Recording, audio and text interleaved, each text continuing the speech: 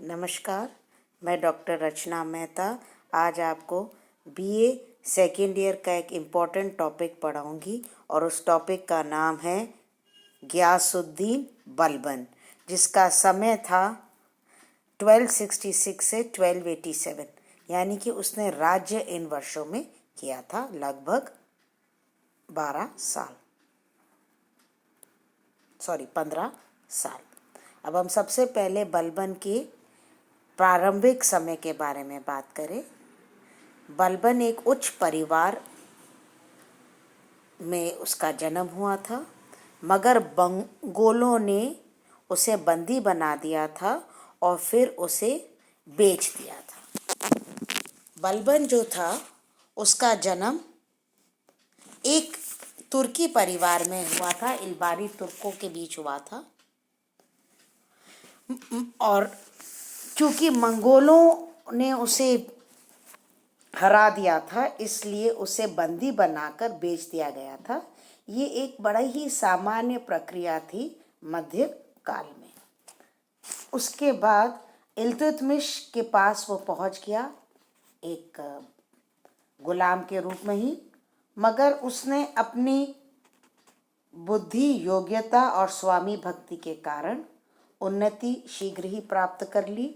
इल्तुतमिश और रज़िया के समय पर वह महत्वपूर्ण पदों पर था और नासिरुद्दीन महमूद के समय में तो उसे नायब ए ममालिक की उपाधि दी गई थी।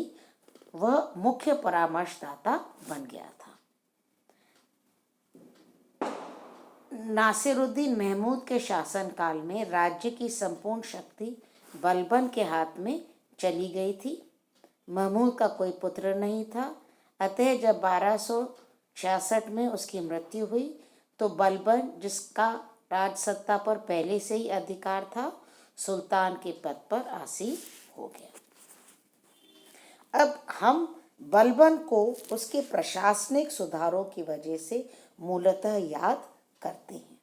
अगर हम बलबन को एक शब्द में उसको समझाने का प्रयत्न करें तो हम कह सकते हैं कि गुलाम वंश का सुदृढ़ीकरण गियासुद्दीन बलबन द्वारा किया गया था।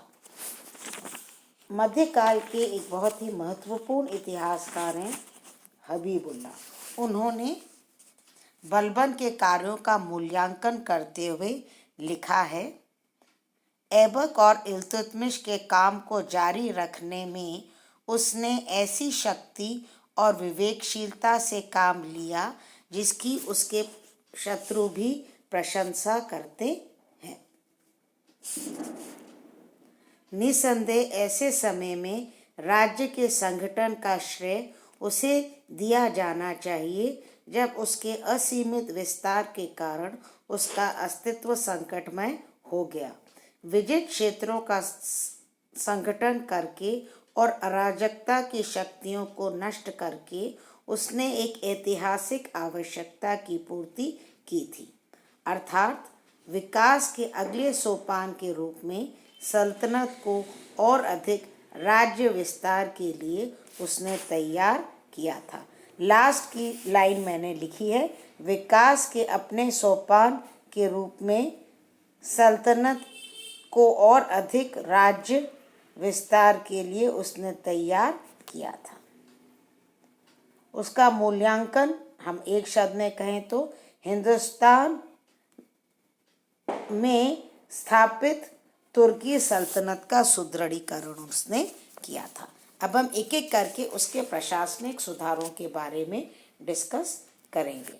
सबसे पहला और बहुत ही महत्वपूर्ण कार्य जो उसने किया वह था शासक की प्रतिष्ठा में वृद्धि। नसीरुद्दीन महमूद के आते आते शासक की शानो शौकत और उसकी प्रतिष्ठा बिल्कुल गिर चुकी थी।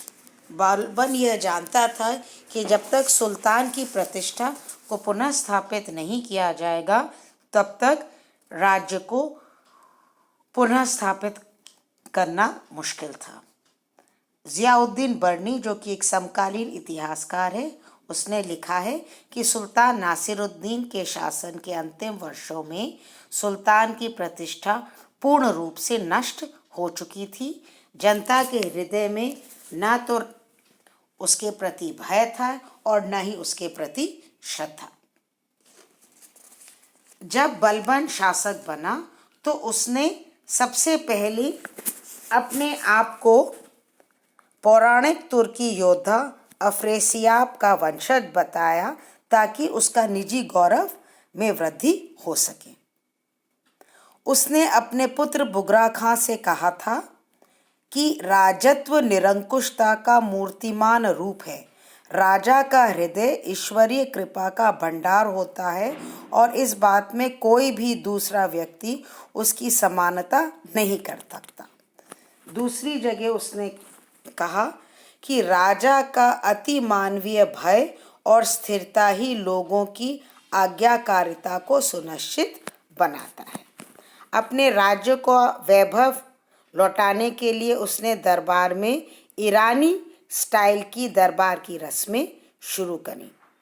उसने मध्य एशिया में जो सल्जूक और खवारे सुल्तानों के दरबारों में होता था वही शिष्टाचार यहाँ भारत में भी प्रचलित किया। लोगों को डराने के लिए उसने हबशी सैनिकों को अपना अंगरक्षक नियुक्त किया जो हर वक्त नंगी तलवारें लेकर उसके चारों ओर खड़े रहते थे ताकि लोग उससे डरे रहें। दरबार में सुल्तान का अभिवादन करने के लिए उसने सिजदा मतलब घुटने के बल बैठकर सिर नवाना और पायबोस यानी कि चरण स्पर्श की प्रथा शुरू करी।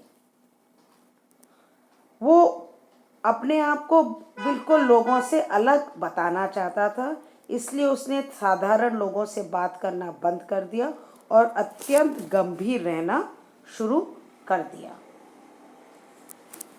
इस प्रकार धीरे धीरे उसके राज्य में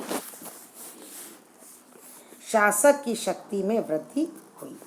उसके बाद उसने जो दूसरा कार्य किया वह था चालीसा का नाश।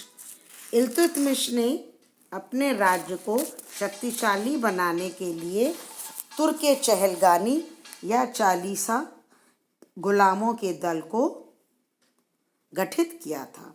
बलबन स्वयं इसका एक सदस्य रहा था, मगर उसको यह समझ में आ गया था कि इस दल की नष्ट करने के को बहुत ज़रूरी है कि इस दल को नष्ट किया जाए, क्योंकि अगर इस दल के शक्तिशाली सदस्य होंगे तो राज्य का जो शासक है वो शक्तिशाली नहीं बन पाएगा। शासक की निरंकुशता में ये तुर्क चहलगानी सबसे बड़े बाधक बनेंगे। इसलिए उसने धीरे धीरे इन सदस्यों को या तो विष दिया या दूसरे साधनों से मरवा दिया। प्रोफेसर खालिद अहमद निज़ामी लिखते हैं, एक इतिहासकार है फेमस, चूंकि बलबन अपने तथा अपने वंश के निजी हितों की रक्षा करने के लिए उत्सुक था, इसलिए उसने तुर्क शासक वर्ग के हितों की लेश मात्र भी परवाह नहीं करी और उसने योग्य तुर्की अमीरों को इतनी निर्दयता से नष्ट कर दिया कि जब खिलजी अमीर उनके विरुद्ध सिंहासन के लिए प्रतिस्पर्धा के रूप में राजनीतिक क्षेत्र में उतरे तो वे आसानी से पराजित हो गए। इस तथ्य से इनकार नहीं किया जा सकता कि भारतवर्ष में तुर्क सत्ता के पतन के लिए बलबन उत्तरदायी है। ये बड़ा ही इंटरेस्टिंग कोट है कि एक तरफ हम बोलते हैं कि बलबन ने सुदृढ़ीकरण किया, गुलाम वंश को पुनः स्थापित किया, मगर दूसरी तरफ हम उसको उसके वंश को के पतन के लिए भी उत्तरदायी मानते हैं, क्योंकि उसने तुर्की सत्ता को पूरी तरह से समाप्त कर दिया जब उसने तुर्क चहलगानी को धीरे धीरे पूरी तरह से समाप्त कर दिया। तीसरा जो प्रमुख कारण उसने किया वह था सेना का पुनर्गठन। बलबन ये अच्छी तरह से जानता था कि सेना शासन का मूल आधार है। एक शक्तिशाली सेना बहुत आवश्यक थी। उसने सेना को पूर्ण रूप से पुनर्गठन किया और उसने सबसे पहले सेना की संख्या में वृद्धि करी और योग्य और स्वामी भक्त सैनिक अधिकारियों को नियुक्त किया, उनके वेतन बढ़ाए और नकद वेतन के बदले उनको गांवों को जागीर के रूप में दिया।